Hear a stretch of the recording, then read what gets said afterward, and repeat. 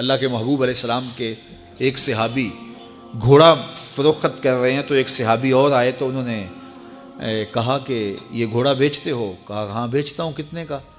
کہا 500 درہم کا۔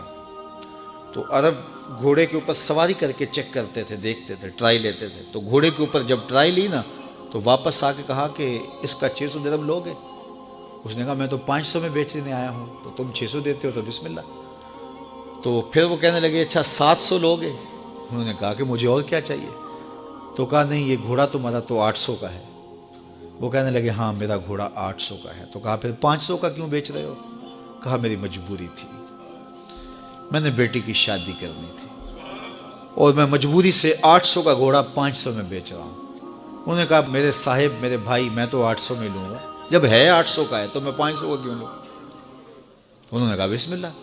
انہوں نے 800 روپے پیش کی اور گھوڑا لے لیا۔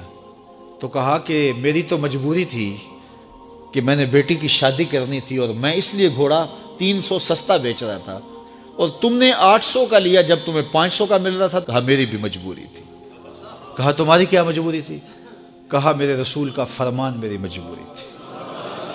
کہا کیا رسول اللہ کا فرمان ہے؟ کہا ہمارے رسول نے ہمیں سودا خریدنے کا حکم دیا ہے، کسی کی مجبوری خریدنے کا حکم نہیں دیا۔ آج تو کہتے ہیں جناب یہ 5 کروڑ کی پراپرٹی ہے، وہ تو مجبور ہے بیچارہ اس لیے 3 کروڑ کی بیچ رہا ہے۔ ہم کہتے ہیں بس ہاتھوں ہاتھ اٹھا لیں۔ یار اگر کوئی بندہ اپنا گھر بیچ رہا ہے اس لیے کہ وہ مجبور ہے اور وہ 1 کروڑ روپے کا ہے، تو ہم اس کو 50 کا کیوں خرید رہے ہیں؟ جب ہے 1 کروڑ کا، 1 کروڑ کا خریدے۔